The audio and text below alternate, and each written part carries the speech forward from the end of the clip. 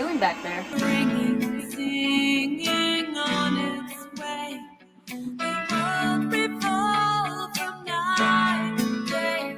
So here's our cast. NIKKI, who is a famous singer, Chris, a widowed father of two, Sophie and Jackson, and wouldn't you know it, both Chris and NIKKI used to date, and at the very end, they do. To be fair, I just saved you an hour and a half of a movie by saying that. No shit, they will end up together. It's kind of obvious because it's a Hallmark movie, but like, am I wrong though? Okay. So Chris and the kids head to their grandparents' place for Thanksgiving. NIKKI is singing the national anthem for a football game and also announces her new album with Coming to Manhattan for the holidays. And guess where she's from? Say Colorado! Sophie is a big fan, and here she's playing Christmas Eve, and the dad says no. Kind of because it's last minute and tickets are expensive, girl. This late in the game? No, ma'am. But it may be something more. You see, Chris and their uncle Jason used to go to school with her. Chris and NIKKI were lovers. Until they weren't. You know the story. One wants to make it big, the other doesn't want to leave their hometown, yada yada yada. Operation Get Dad a Date is a go, with Sophie having an idea. Get her CD signed and convince NIKKI that her and her dad should date once more. Nothing can possibly go wrong. Possibly go wrong. Huh. That's the first thing that's ever gone wrong. Somehow they take a bus to Manhattan and make it to the signing. Mind you, school starts at 9. The dad would have gotten a call that his kids aren't at school and panic. They're supposed to be home by 3, but this is... Excuse you. Mama. They're supposed to be home by 3, but this is not calculating rush hour or any traffic, so, no. NIKKI gets her gay-ass assistant to call them over. One, it's kind of to test the waters to see how much the dad kind of missed her because, you know, Sophie just had to say, hey, my dad is your ex-lover. Wink, wink, nudge, nudge. And 2, because 2 kids traveled state lines to come here. And she realized probably that they're not with their father or mother. The dad, a worried mess, is about ready to lay it out on the kids when NIKKI walks in. After fumbling with his words, she leaves, but after some pep talk from the kids, who ran to Manhattan, remind you, they agree to hang out and head to an old diner they used to go to. Things go from sour to worse, from the death of Chris's wife to NIKKI asking why Chris left when things were going good for her. Cue in, I was in the way, you were going places and I didn't want to stop you. They kiss and Paparazzi snaps a shot of them. So cool, so cool, so cool. It becomes a big deal, as us normal people would say. Who cares? But it becomes a big thing again. Who cares? Sadly, this also becomes much bigger as Chris and his kids are stalked. Help! Help! Police! Help! Yeah, no, why do we need pictures of the kids? No, really. Oh, she's gonna be the stepmom. Ooh. Why do we care about these kids? I have to know. The FBI is asking. He's right here. FBI man wants to know. What do you think? That suit has swag. Swag? Thank you for aging me. I'm gonna go find the nearest cliff and jump to my death. At dinner, her manager shows up and of course is an ass and basically pays him money to keep things going. Ew. It gets worse when an old ex-movie star boyfriend of hers, who we've only heard about up until this point, comes along and puts shit in his head. He leaves even though NIKKI begs him to stay, in that she does love him, and he leaves, and Sophie is mad things didn't work out. But genuinely, the dad is kind of right to worry about the famous life.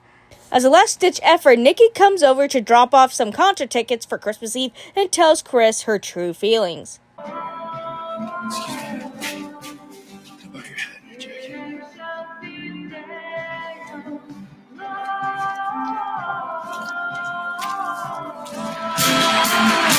Oh dear, some famous singers who have been shot because of poor security are cringing at this very moment.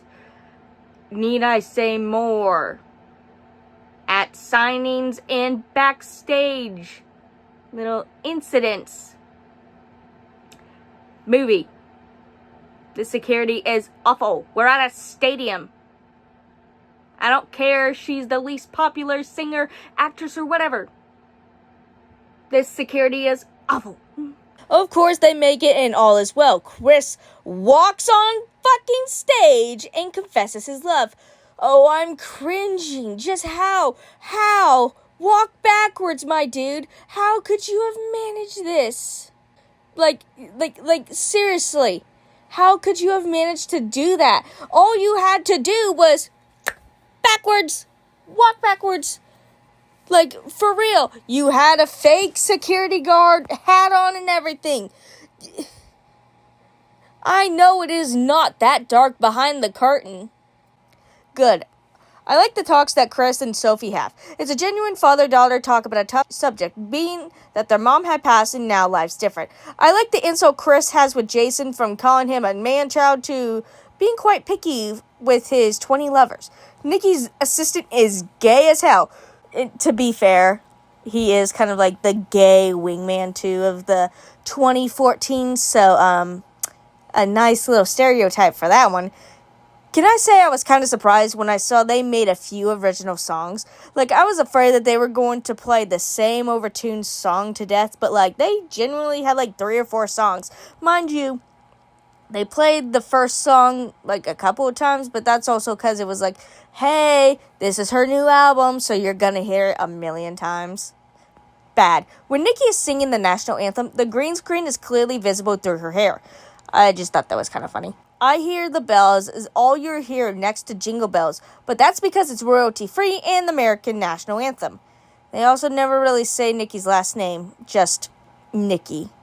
I mean, maybe they did and I just didn't remember it, but also, I mean, that works, but it's just weird sometimes. I like how everyone just focuses on Chris and Nikki's relationship and not the emotional struggle the famous life has, and his daughter gets upset shit didn't work out. Like, it's pretty important reasons what to think about for both a man who is a school teacher or like a basketball coach versus a pop singer who, I remind you, the assistant or the head manager literally found where they were going on a date and was like, here's some money. Keep dating her, wink, wink, nudge, nudge. They would randomly throw in that Chris had a wife who died every so often.